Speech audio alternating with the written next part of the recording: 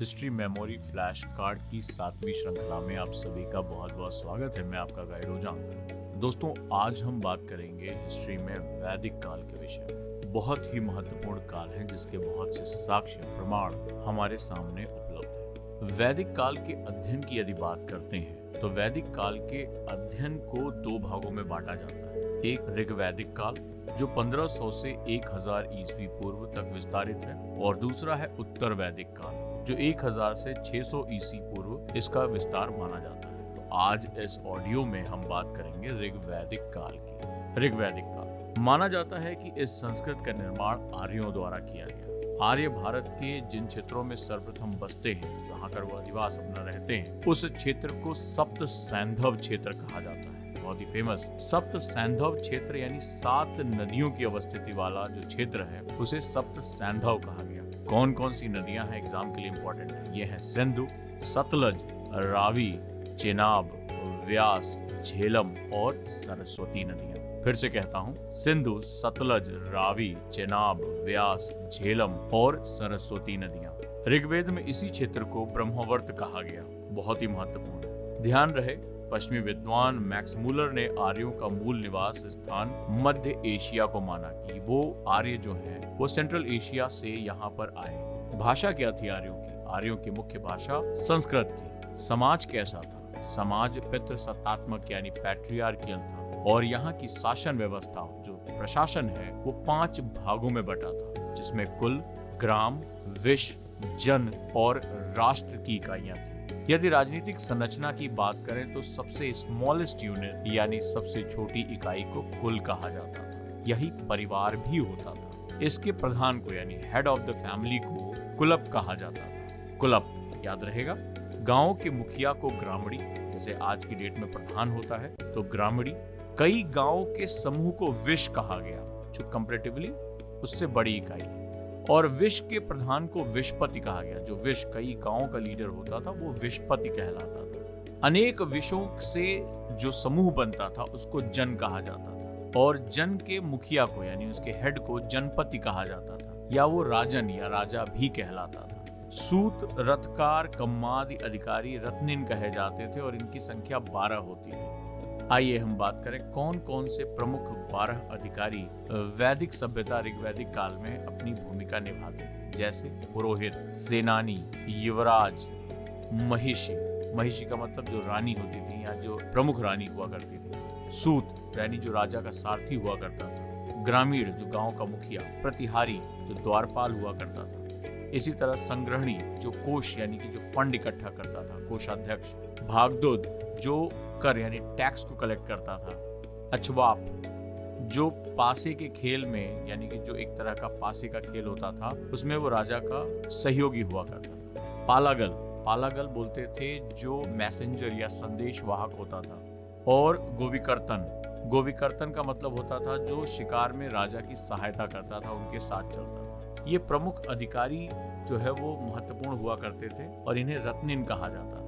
राज्य के प्रमुख अधिकारियों की यदि बात करें तो पुरोहित और सेनानी बिल्कुल प्रमुख थे।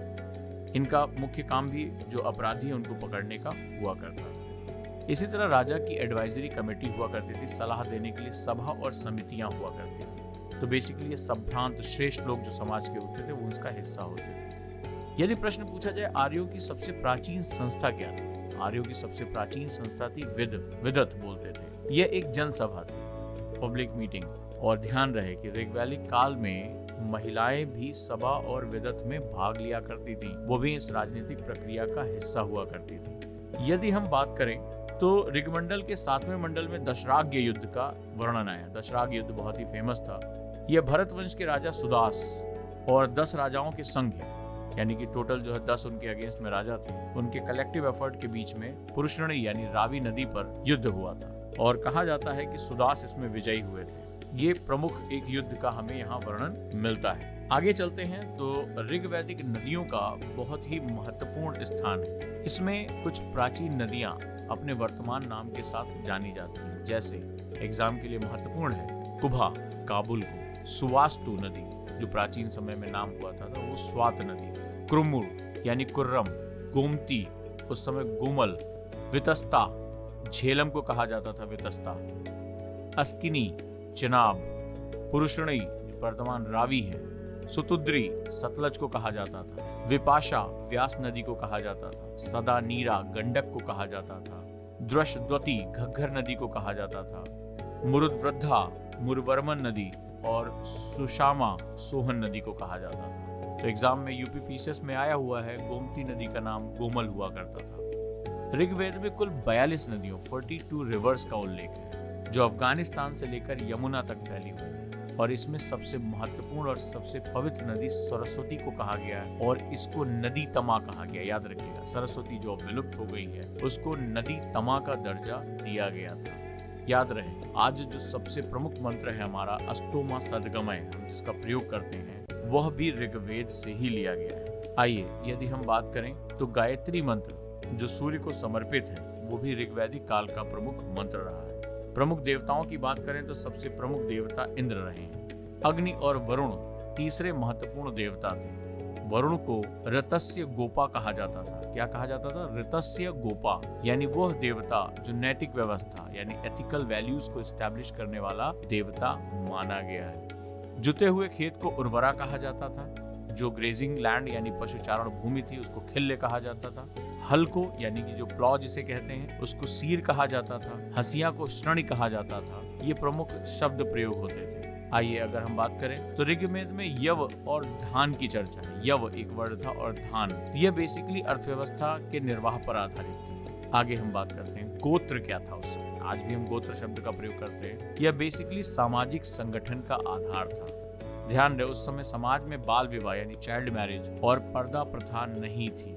यह बाद में आती रही। यदि और बात करें तो एक नियोग प्रथा का जिक्र हमें मिलता है, जिसमें विधवा का उसके देवर से विवाह प्रचलित था, लेकिन विधवा को परित्यक्त जीवन जीने के लिए मजबूर नहीं किया जाता था। यानी इस समय भी हमारे समाज में ये था कि विधवा पुनर्विवाह कर सकती थी। स्त्रियां शिक्षा ग्रहण करती थी, जिसमें प्रमुख नाम जो है वो लोपामुद्रा, घोषा, अपाला, विश्वारा और सिकता ये नाम है। याद रखिएगा, लोपामुद्रा, घोषा, अपाला, विश्वारा, सिकता ये बहुत ही विद्वान स्त्रियां थी जिनका ऋग्वेद में इनका वर्णन है। कहा जाता है कि ऋग्वैदिक समाज एक कबीलाई समाज था और ऋग्वेद के 10वें मंडल, जिसको बहुत बाद में जोड़ा गया, पुरुष सूक्त में 4 वर्णों ब्राह्मण, क्षत्रिय, वैश्य और शूद्र का वर्णन पहली बार यहाँ देखने को मिला है। ऋग्वेद में गाय को अधन्या यानी न मारने योग्य माना जाता है, उसको कहा गया है। और स्त्री और पुरुष यहाँ दोनों आभूषणों के शौकीन थे। 3 तरह के परिधान थे। पहला वास, वास जो शरीर के ऊपरी हिस्से में पहना जाता था उसको वास कहा जाता था। दूसरा अधिवास,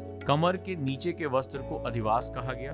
और अधोवस्त्र यानी अंडरगारमेंट को नीवी कहा जाता था। नीवी, तो 3 तरह के वस्त्र, वास, अधिवास और नीवी। अविवाहित स्त्रियों को अमाजू कहा जाता था। अमाजू क्या था इस समय के समाज का मुख्य व्यवसाय? कृषि और पशुपालन इस समय के समाज का मुख्य व्यवसाय था। कृषि के संबंध में जो विधिवत जानकारी मिलती है वो ऋग्वेद के 4थे मंडल में मिलती है। इसी तरह समाज के हिस्से में अतिथि को गोहंता कहा जाता था। गोहंता, और ऋण देकर ब्याज लेने वाले व्यक्ति को, जो सूदखोर हुआ करते थे, उनको वेकनाट कहा जाता था।